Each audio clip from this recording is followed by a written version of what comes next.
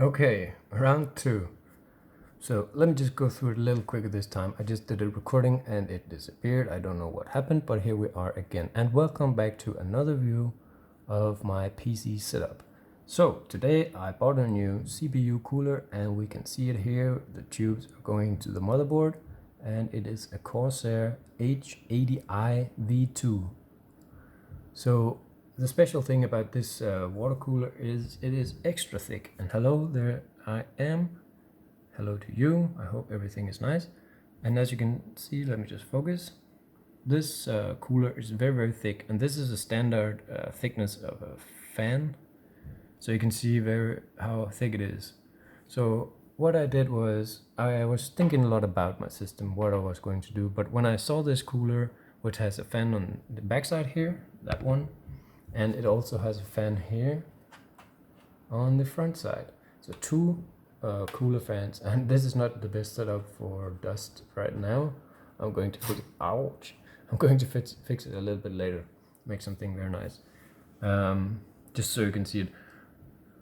But yeah, so a fan on each side of the liquid element here. A technique I thought that I had invented, but apparently Corsair has had this cooler made for a long time. But it really worked when I had my just my little 120 liquid cooler element here in the back, and you can go back and watch my previous video I did on my setup, where I talked a lot about my temperatures and my happiness with my own little idea setting it up. You can go back and watch that. I will put a link to it below this video. So yeah. So since that, I have upgraded with 64 gigs of RAM, Corsair Vengeance, and also I installed this cooler today. And also down here, if we can focus on it and zoom in maybe a little bit, up there you can see my Kingston 1 terabyte NvMe SSD. So I also installed that. So these are some of the preps I did while waiting for my TUF 3090 OC. And this is my 1070 Ti Armored, which runs very hot, and it's also overclocked not very much, but it's overclocked. So this board is very hot, and I think the 3090 is going to run at 15-20 degrees lower than this one.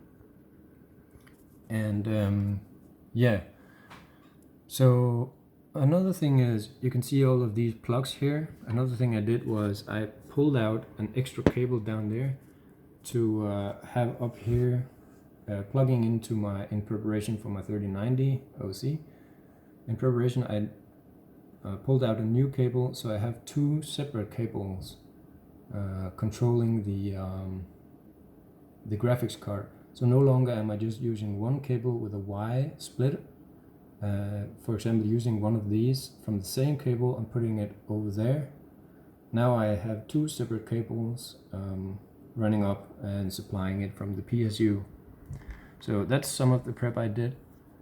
And yeah, also as you can see, my cables, I think they look pretty amazing. If you ask me, this is how cables should look in a computer, because I'm like an OG gamer. I've made computers since maybe 2004, 2003, 4 maybe. That's what it was when I got into it, I think. So yeah, I really like these nostalgic colors, yellow, red, and yeah, as you can see, these are they're good cables. I mean, they're going to be able to supply plenty of power. Don't worry about that. And especially when you pull out an extra cable down there, so you don't run the waay split, but have two cables. And that's also why I have all of these extra plugs up here, which I'm very happy about. They're just kind of a little piece of show off. And they look very amazing. So remember that. And yeah, so from my CPU pump, which is there, Corsair H80i V2, I run these cables up there and then behind the motherboard and on the other side of the system. And also, as you can see, this fan is actually upside down, so it looks kind of like some teeth on a shark or something, which obviously suits my shark gaming case a lot. So anyways, that was to make sure that my cables were nice and snug and they would go up there and run behind the system.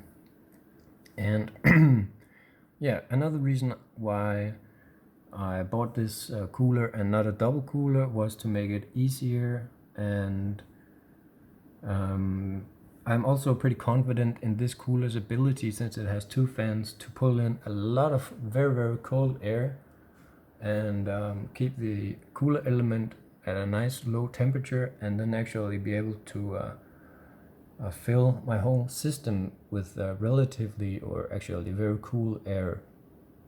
And as you can see the back here, at the back side, this is just pure exhaust. So I thought a lot about it, and I came to the decision that I wanted to run this air, which is always, I think, going to be cooler than my GPU anyway. I wanted to run it through my system and just make sure that I had a lot of exhaust back here. So these two fans, as you can see, they are going to be just exhausting, taking a lot of heat from the graphics card, and this graphic card runs very hot. If I put my hand over it, I would be able to kind of feel a lot of hot heat emanating from it. And that was also with the consideration that the new 30 series has like a little air hole here, so it kind of blows up warm air, and then it's going to go this way if you have some nice airflow in your cabinet, which I think I have. And also, when this one bad boy plugs on, it's going to be filling the whole case with air, so the pressure in the case is going to be very high, and that's also why I have a lot of confidence in the ability to actually cool my GPU with my CPU cooler as well, running cooler over it. And also my 3090, when it comes, my TUF 3090 OC, will be able to pull in cool air from here and up into the fans. So yeah, that is my setup for now. New CPU cooler, some RAMs, an extra cable to the GPU from my PSU, and an NvMe 1 terabyte Kingston SSD. So I'm pretty much ready for receiving my 3090. And yes, I bought the 3090 because I wanted it to max out this system. I have now had it in about 2 years, so it was a good time to change up my CPU cooler and get a new one, a better one. And I was very happy with my own little setup of my old cooler, where I had a fan on each side of the cooler element. There's a fan right there, and also there's a fan right here, and they're not really beautiful, they're just gray and they don't have RGB. So I'm going to be turning my lights off when I get the 3090, obviously, and we can just have a look how that would look. It would look something like this. So we would have less RGB in the system, and also when there is a sound, let me just make sound on my desktop, my motherboard would light up, as you can see. So that responds as well to sounds being played from my computer.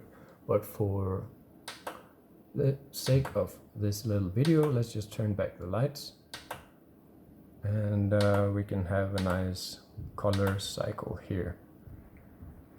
So yeah, and another thing to remember when you install liquid pumps or liquid system is always keep your tubes at the bottom, because otherwise, if you put the tubes at the top here, a little bit of air is going to gather up here, so you might actually end up just pushing air through your tubes. So you don't want that, and you always also want to keep your element here higher than your mount on the CPU. And as you can see, if I do like this, my cooler element is just a little bit higher than my pump, so I would be able to remove all the water from the pump over here, and it would gather at the top of my element, liquid cooler element there. So what I did after the first startup was I just lifted up my computer a little bit to make sure that any air trapped in the pump itself would go through the tubes and get caught up at the top of the system here, because you don't want any water in your pump, because then you're not going to get any cooling on your CPU. So always make sure, and if I put my computer down on the side, if I want to do something with it, I would just when I turn it on, I would just lift this one up, so I would raise the liquid cooler element here a little bit and make sure that any air trapped in the pump would run through the tubes, and always seek the highest point. So yeah, that is my setup for now, and as I said, you can go back and check out my other setup, and I'm pretty confident that this would actually provide the best airflow for the future. And now my system is also maxed out. I mean, I can put in another NvMe if I want to, and also SSDs. I can put in a little bit more SSDs, and but otherwise my system is going to be maxed out. And I have a 750 PSU 80 plus or 88 plus, I think. So yeah, that's going to be fine for a 3090. I think it's going to be just a little bit of, or maybe 100 watts, 150 watts over what I'm going to draw. So that's plenty. I mean, I could always put in a bigger PSU power supply, but I don't think I'm going to need it. So for now, I'm ready to receive my TUF 3090 OC. And yeah, this was just a short update in case anyone was interested. And once again, I'm very confident in my airflow in my case. I have a fan there, and then I have two fans up here, one there and one in the front, and they actually run at 2500 RPMs on the max load, and my pump runs to 2800 RPM on the max load. So that is I think twice as much as my other pump, making sure that I supply a lot of cold liquid to the CPU. So my peak temperatures would be much lower, and it's just a much better pump, this one. And also my other pump was around 2 years old, and this pump has a 5-year warranty. And so yeah, I'm pretty good on that part. So a lot of very cold air coming straight into the CPU cooler and being boosted again, and being boosted right through the system over the GPU, cooling it, cooling the RAM, cooling the tubes, and being exhausted very efficiently at the back of the CPU. The whole back of my CPU, as I don't know if I said it already, because this is the second take of the video, but the whole back of my CPU is dedicated to exhaust, and it is also going to be pulling a lot of heat.